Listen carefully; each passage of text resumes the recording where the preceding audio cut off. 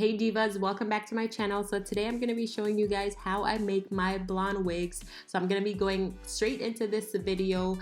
So the hair that I have is from Virgo Hair on Aliexpress, and I purchased their Peruvian hair. The packaging came with a novel coronavirus little pamphlet, and it also came with a mask, so thank you so much for that, as masks are a little bit hard to find these days. And for the hair that I purchased, I have a 20-inch frontal, and for the bundles I have a 20-inch bundle, a 22-inch, as well as a 24-inch.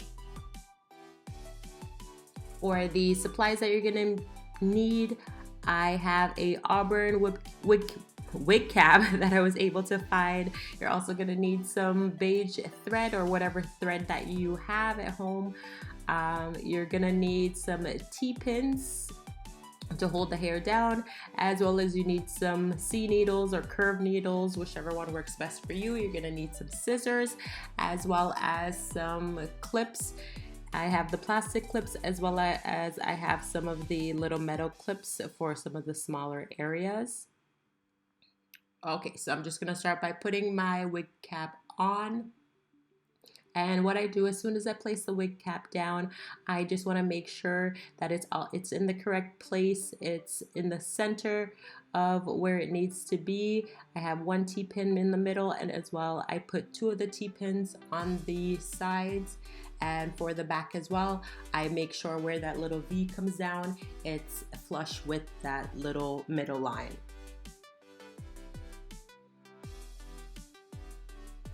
And for the frontal, it's pretty coarse. It's not as shiny as other hair that I have purchased in the past from other vendors.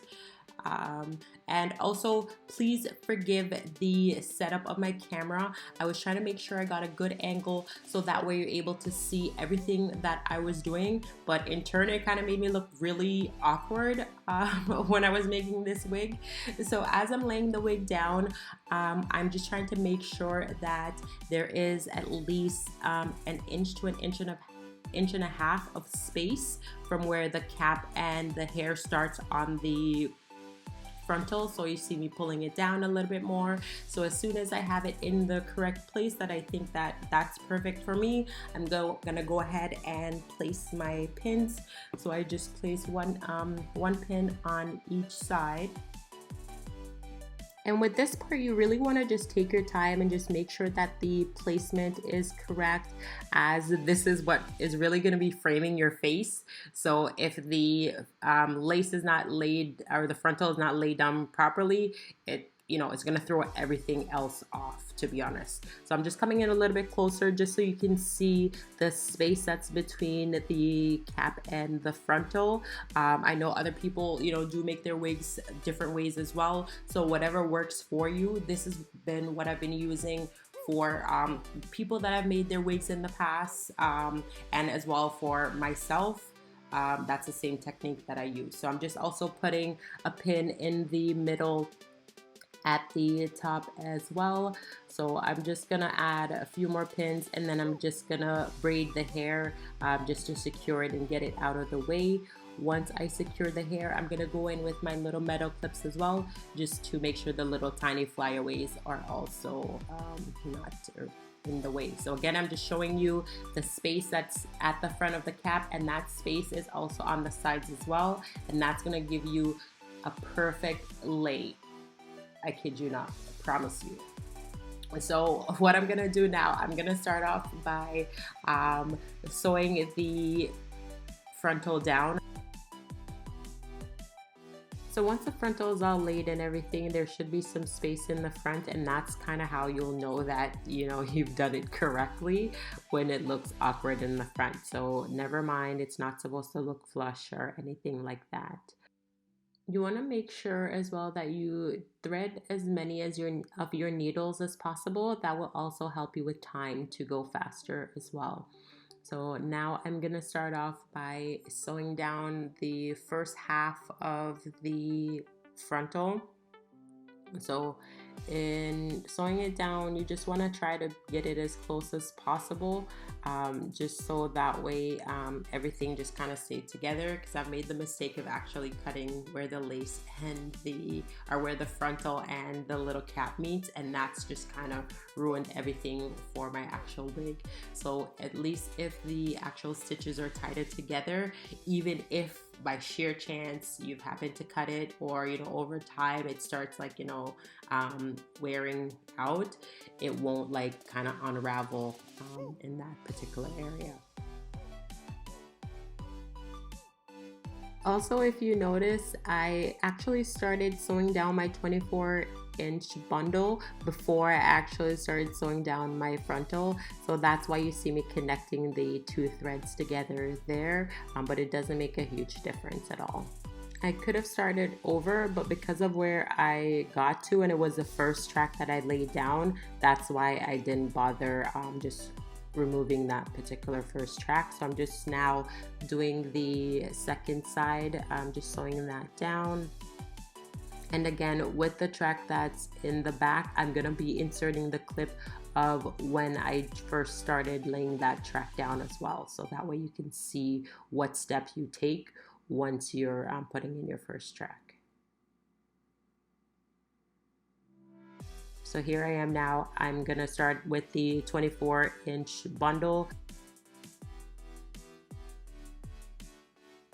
And for the wefts on the hair, the wefts are pretty decent. It wasn't like bulky, or like, sometimes when they're not sewn like directly together, but they were pretty awesome. So I'm just gonna start off by pushing the needle directly through the track to start off. And then once I do that, then I'm gonna put it through the cap and then start sewing. So generally, this is where I should have noticed that obviously I didn't start sewing the thing, sewing it down, because a lot of the times I do go through the cap on the first, once I put the needle through for the first time.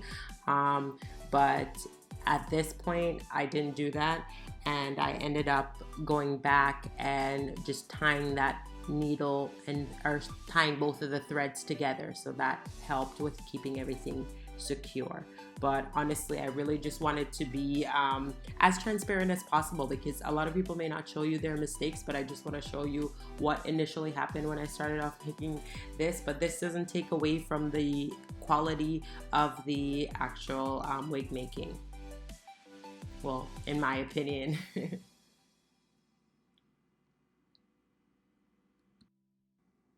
So I'm just going to be speeding up this section, just showing how I start off the track, and then once you start off, just do your regular stitches. I'm going to show you what I do when I do the fold over method. So what I started doing, I doubled my tracks.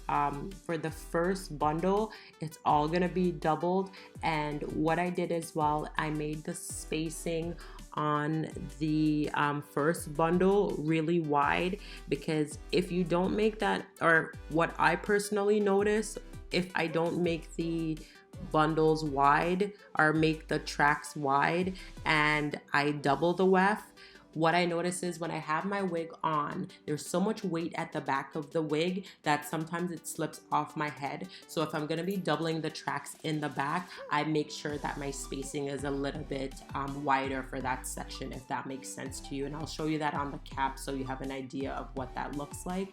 So I'm gonna come in a little bit closer now and show you what I do when I'm doubling the tracks. So when I'm doubling the tracks, I make sure the needle goes through both of the track. So I'm just pushing it through the first track right now, and then I will push it through the second track now, and then once I push it through the track, then you just go through and get it through the cap and the lace, and you're good to go. Again, just start doing your stitching.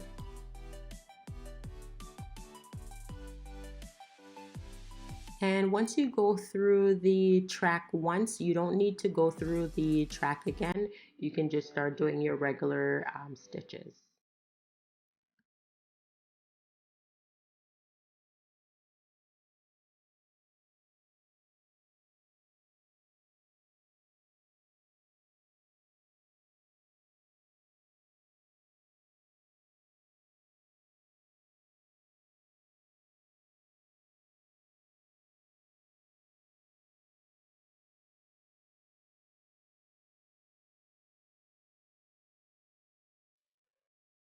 This is just another angle of the fold over method. So I just wanted to make sure that you were able to see it from another angle and have a full understanding of how to do it, because I know it can be tricky for some people, but this is how I do it. So I put it through both of the track, and then I just connect it to the cap and the lace frontal.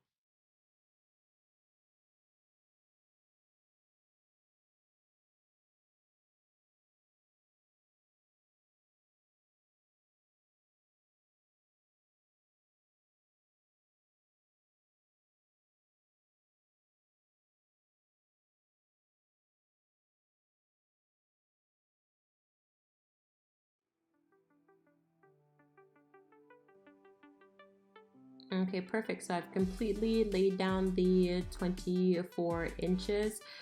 So what I'll do right in that little space where that little gap is, that's where I'm gonna be starting off with my 22-inch bundle, and I'm gonna start angling up my tracks so that way I can get that little curve and just keep going with the tracks that way. So that's why I'm just getting it right down into the corner of where that other track finished, just to get the curve going, and you'll see that. I did also start off by doubling the tracks, and I'll definitely let you know once I start doing single tracks.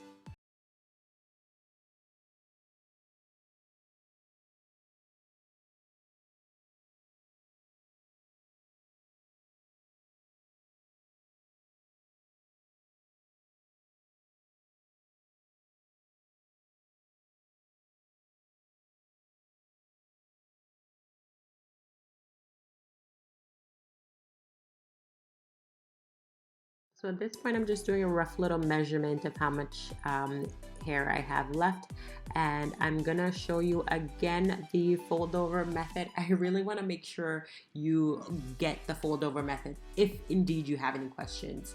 So that's why I'm just going in one last time just so you're able to capture this again.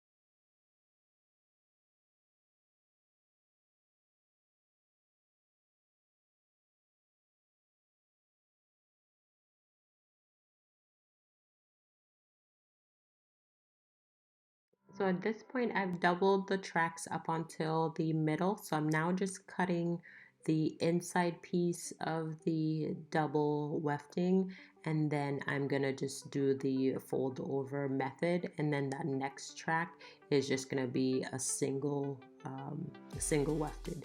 You don't want to be doing like a lot of double wefted at the top, because then it might start to get bulky. So I'm gonna be doing some double and then some singles as well. So you're gonna notice that throughout the top part, maybe where I start to cut the tracks a little. So all of this section is just going to be single, and then I'll show you once I start doubling the tracks. So the 22-inch bundle is all finished, and I'm now on the last bundle. And what I did here, I just started off at the corner because I didn't want to start off in the middle there and then have to do the fold over method. So I just tried to eliminate that little step there, just to not have any bulkiness at the top. and right now the tracks are doubled there, so I tend to just play around with them being doubled or single. I've been doing this for quite a while now, so I have a good understanding of when to double or when to do single, and just to make sure that everything just works seamlessly and just lays really flat. The objective is just to make sure everything is super flat. Wig on flat, flat, and it. I don't know the song, but yeah, you know what I'm trying to say. So yeah, so now I'm just going in again and just doing some single weft.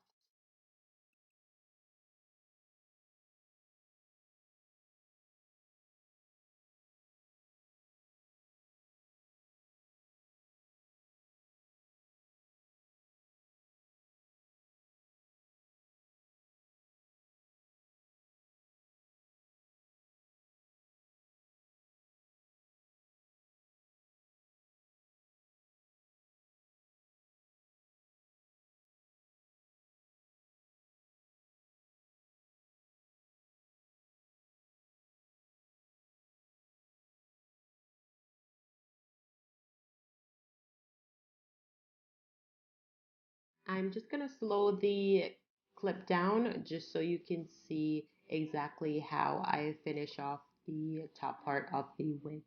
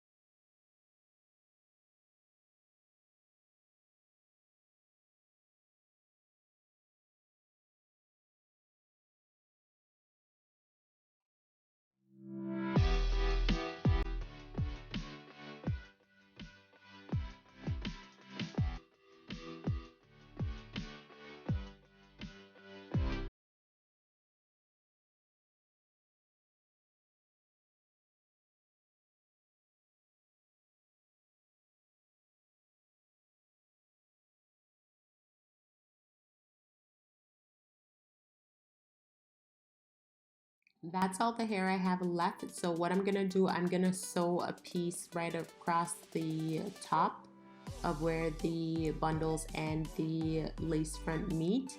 So I'm just gonna sew one last piece there, and then any remaining bundles that I have, I'm just gonna go through and then just add it in any areas where I feel like the spacing is a little much. I tend to try to use up all of my bundles, and then there's some pieces that are just saved as test pieces for when I'm doing my colors.